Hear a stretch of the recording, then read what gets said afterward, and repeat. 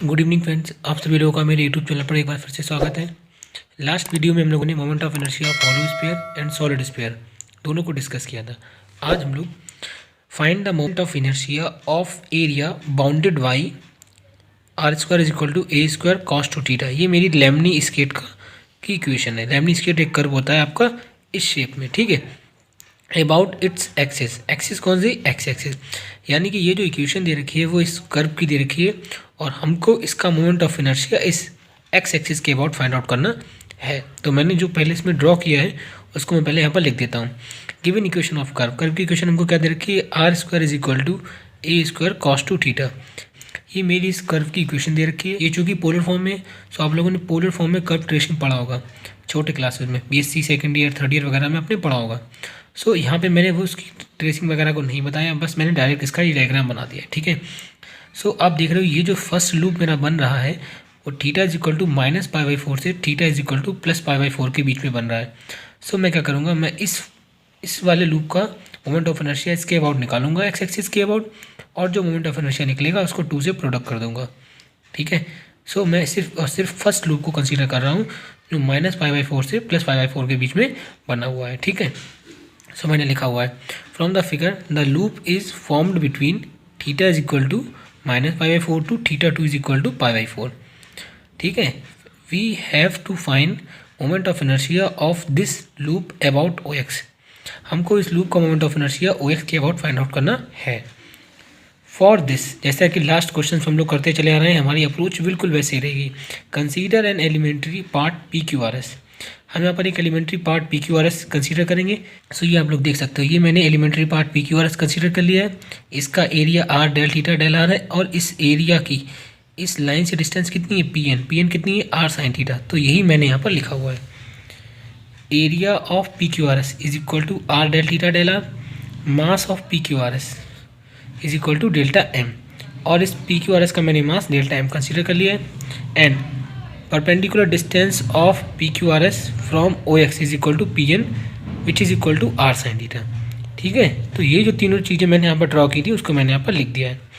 अब मैं क्या करूँगा, जैसे लास्ट लेक्चर में करते चले आ रहे हैं, इस पी क्यू आर एस का मोमेंट ऑफ इनर्शिया इस लाइन के अबाउट निकालेंगे और जो मोमेंट ऑफ इनर्शिया निकलेगा उसको लिमिट लगा करके पूरे लूप के लिए moment of inertia find out कर लेंगे। If rho be the mass पर unit area of the given curve, अगर रो क्या है, इसका मास पर यूनिट एरिया है इस कर्व के लिए।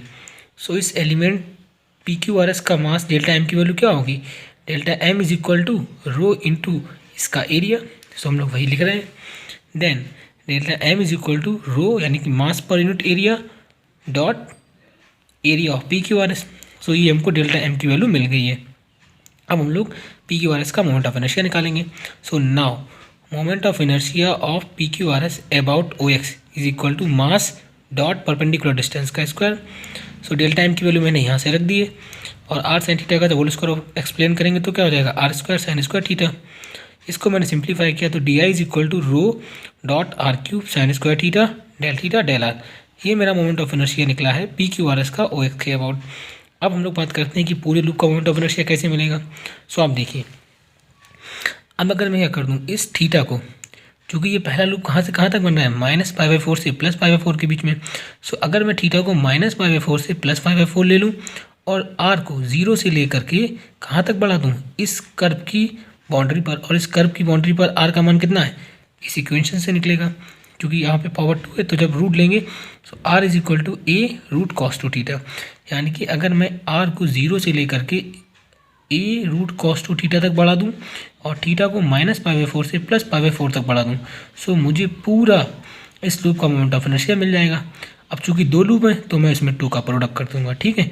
सो मैंने वही लिखा है। 10 moment of inertia of whole area about O X कितना हो जाएगा, आई इज इक्वल टू 2। अभी मैंने 2 क्यों किया है, चूँकि 2 लूप बन रहे हैं। सो अब थीटा की लिमिट कहाँ से कहाँ तक जाएगी, -π/4 से +π/4 तक, और आर की वैल्यू 0 से लेकर के a under root cos two theta तक, और ये डी आई, ठीक। अभी डी आई की वैल्यू को मैंने यहाँ से यहाँ पर रख दिया है। अब मैंने क्या किया, चूँकि ये माइनस से प्लस तक लिमिट जा रही तो मैंने 2 का प्रोडक्ट किया और इसको 0 में कन्वर्ट कर दिया। 0 से ए रूट कॉस टू थीटा और डी आई की वैल्यू मैंने ऊपर से यहाँ पर रख दी है। दस moment of inertia of whole area, whole area यानी कि दोनों लूप की हम बात कर रहे हैं, अबाउट ओ एक्स क्या होगा, तो थीटा की लिमिट मैंने बताया -π/4 से π/4 तक, और आर की लिमिट 0 से a√cos2 थीटा डी। अभी टू का प्रोडक्ट यहाँ पे क्यों हुआ है, चूँकि ये एक लूप की बात हो रही है। अगर इसी में टू का प्रोडक्ट कर देंगे तो हम लोग दोनों लूप का moment of inertia find out कर लेंगे, ठीक है। तो इसलिए यहाँ पर टू का प्रोडक्ट किया गया है।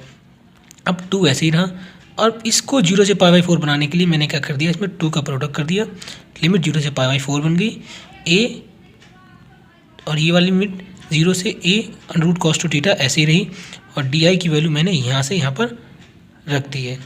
चूँकि यहाँ पर r की लिमिट पहले आ रही है, सो मैं पहले r को इंटीग्रेट करूँगा dr के रिस्पेक्ट में। सो r³ का dr के रिस्पेक्ट में इंटीग्रेशन क्या हो गया, r⁴ 4/4 लिमिट 0 से a√cos2 theta sin square theta D theta आपका ऐसे ही रहा। रो चूँकि कांस्टेंट था ये बाहर आ गया तो 4 रो बन गया, लिमिट 0 से π/4। जब अपर लिमिट हमने यहाँ पर रखी सो a⁴ हो गई और cos2 थीटा की पावर 2 हो गई, क्यों, क्योंकि ये 1/2 पावर थी।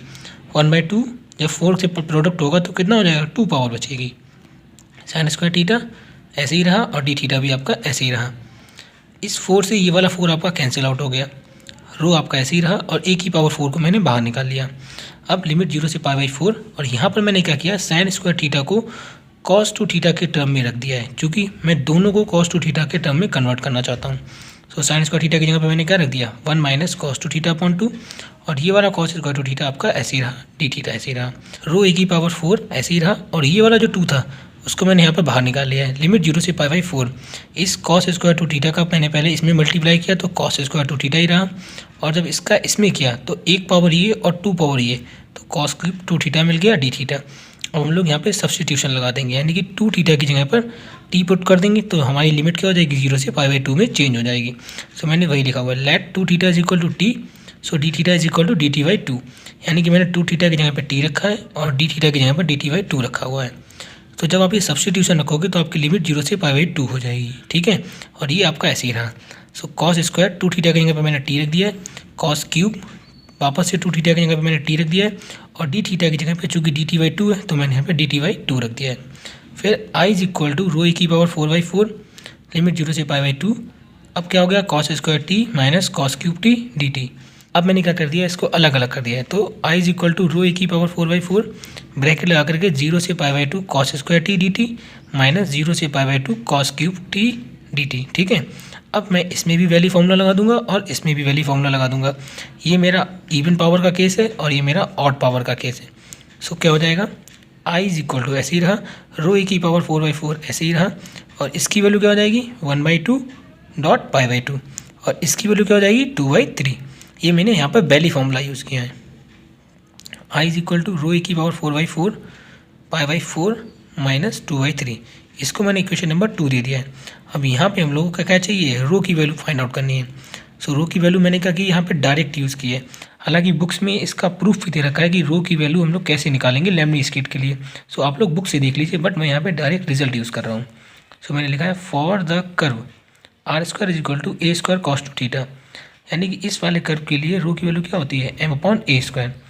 तो मैं अब रो की इस वैल्यू को इस इक्वेशन में पुट कर दूंगा। सो मैंने वही लिखा है, using this value in equation 2 we get. So हमको क्या मिला, ये वाला टर्म मैंने ऐसे ही रखा, ma², ये किसकी जगह पर रखा है, इस रो की जगह पर रखा है, और a⁴ 4/4 ऐसे ही रहा। सो जब इनको सॉल्व किया तो हमारा आंसर क्या आया, ma²/4। अब यहाँ से क्या किया, मैंने 1/4 कॉमन निकाल लिया। चूँकि यहाँ से 1/4 कॉमन निकला तो सिर्फ पाई बचा, बट यहाँ पे तो 1/4 है नहीं, तो क्या हो जाएगा, 4 का ऊपर प्रोडक्ट हो जाएगा, तो 8/3 हो गया, ma²/4। अब क्या किया, 1/4 का इसमें प्रोडक्ट कर दिया, तो क्या हो गया, I = ma² अपॉन 4 × 4 क्या हो गया, 16, और ये ब्रैकेट वाली वैल्यू ऐसे ही लिख दी मैंने, ठीक है। सो ये मेरा मोमेंट ऑफ इनर्शिया निकला है लेमनी स्केट का x एक्सिस के अबाउट, ठीक है।